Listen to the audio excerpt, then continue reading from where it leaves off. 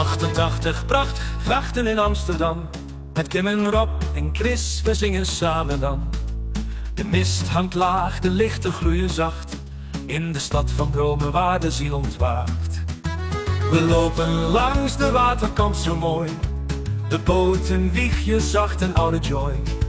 Een brug, de zon die stralend flonkert fel. In die magische momenten alles stelt. 88 prachtgrachten, ja zo fijn. Met vrienden in de stad gericht op het nu zijn. De dagen worden kort, de nachten lang. Op de deuntjes van een accordeongezang.